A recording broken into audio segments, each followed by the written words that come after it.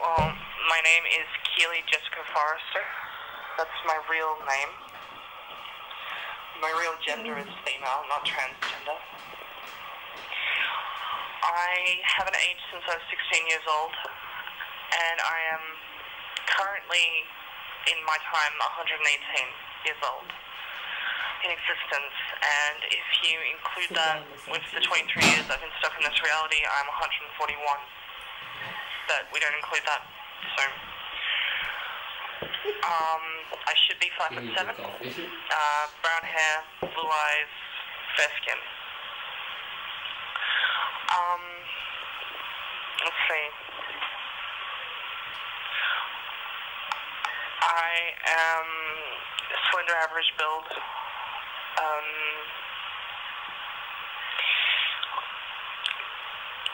I look a lot like the Twilight actress Kristen Stewart.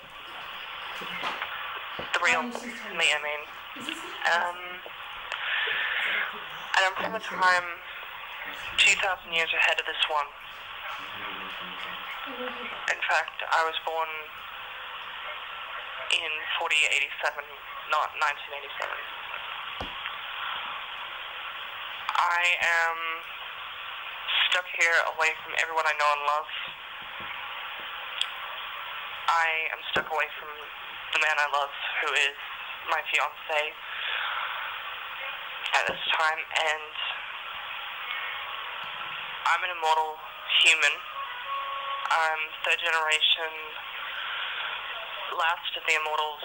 There won't ever be any others born after me, but we can't actually die, so we live for all eternity, for real, so yeah. I'm pureborn, which means I have two immortal grandparents, two immortal parents. It's my dad's parents that are the immortals. My dad and my uncle are immortals, and my mom, my biological mother, she's immortal. Because of this, I am the purest born third generation immortal. I also have the rarest blood type of all third generation immortals. I am also dating a vampire who is an immortal vampire. He has the immortal gene, which is now active and means he can't die either. We're eternal to each other. And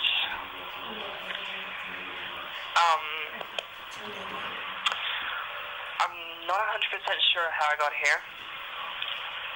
I remember a black hole dragging me away from my home. I fell out of an airlock on the ship that is at our home, and the Winter Atlas is the name of the ship. And I was sucked into a black hole before my boyfriend could rescue me. His name's Kate Everett. His family consists of 8, without me included.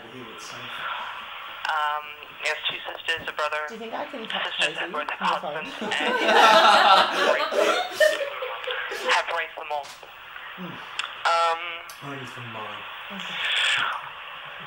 I'm just trying to get home away from what's happened, and I'm happy to compensate and stay in this reality. But only if I get to be the girl that I really am, including all of my immortality properly, not just in the way that it currently is, and that I get to be with all the people from that world that I love, especially Kate. And we've been trying for years to find someone to help us.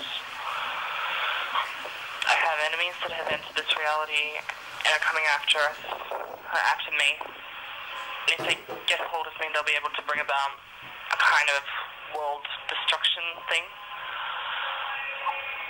I need a lot of help to be back with Cade and his family, and I know my fate. I've accepted it.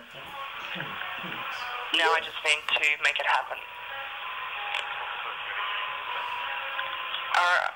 Our enemies, the enemies that are following us are called the Belmont Coven. They're enemies of the Everetts, who are my fiance's family.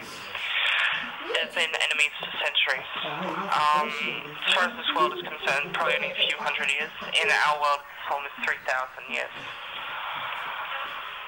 They are a coven of 10 or 11 vampires, led by Lucius Belmont, who is a very dangerous and psychotic vampire. They see humans as cattle and sport to be destroyed or played with, or hunted, whatever.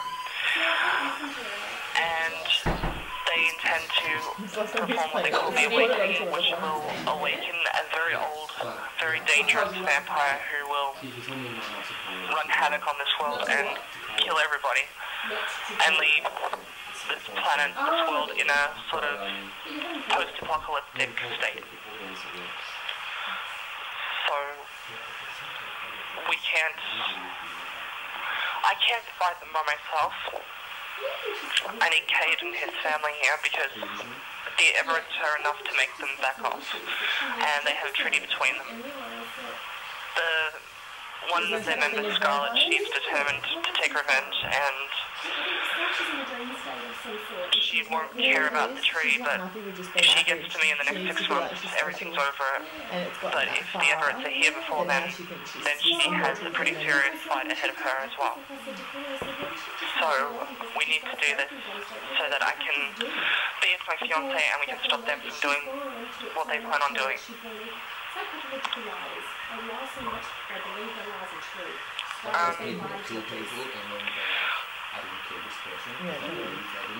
The people of my reality are phasing into this one. They are technically actually in this reality, they're just out of phase with it. And yes, Cade and his family exist in this reality, on this plane of existence, but they're out of phase in such a way that no one can see them, no one can hear them, but people can actually sense them to a degree. They have to use me as a mediator for their voices, but that's only their voices, not for anything else. They can't take control of me, they can't read my thoughts in any way like that, coerce me into doing anything. And, you know, they're my family, so I wouldn't say no unless it was a seriously bad thing anyway. So, we just want to be back together on the same plane of existence, in the same space. We want to be physically together so that Cade and I don't have to speak through one another anymore. So we could speak to each other instead, with our own voices coming out of our own mouths, our own bodies, rather than mediating between each other. And I want this with all of my family and friends from that reality brought here to this one. And the fact is, from what I understand, it's probably the only way that it's going to work is if this is done.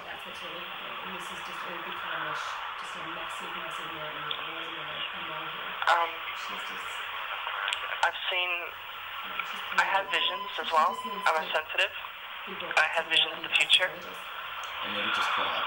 And my visions always come true, no matter what. They always do. It's just right now, things don't look like they're going to come true, but I know they will and I need them to. I saw my wedding with Cade happening. I saw us having a wonderful life together. I saw me becoming a vampire. Cade is, well, he does exist, but I'll stay a vampire forever. I'll be a vampire in a short term. Because immortal DNA is actually further along the evolutionary chain than vampire. And because my genes are dominantly immortal, that means that I'll stay an immortal human. And when I become a vampire, after a certain amount of time, it will reverse its process and I'll be an immortal human again. I have also seen a vision of the final fight between us and Scarlet, and I have seen fights that continue after that, with the Belmonts continuously trying to battle us and awaken their master. But it is imperative and important that Cade and I stand side by side physically together to fight her. She could have even used her man voice. The only way to stop her. To be her Without the Everetts, it won't she's succeed. a biological male. She can speak in a deep voice. I mean, she has Cade speak through her. He's not here right now. She's got a man voice, and it's freaky. Does she have like conversations with Yes. Can't think of anything else. I know that there are other enemies that will follow that are here already, but they'll... There's a psychotic serial killer named Professor Sham. He searches for girls like me, and he tortures them and murders them as a way to relieve his own sexual tension or something. I'm not sure. No, he's not a rapist. He's a sexual sadist, which means he tortures to get off. He's a power and control serial killer. And he specifically likes girls with blue eyes, brown hair, and fair skin. She could be cool. You just need to be cool. You miss the serial killer. Nationality, all that sort of stuff. So, I know one day we'll have to face him again, but we always face him, we always fight him, and we always succeed. Shaman is a friend of ours, but was friends with him, and even though they have great respect for each other, Shaman would never assist him in his quest to torture girls. Shaman's an old man who centuries ago cursed himself for the death of his beloved. She was in love with him when they were younger, and he ignored her completely, didn't show her any kind of love, and she started to die of a broken heart.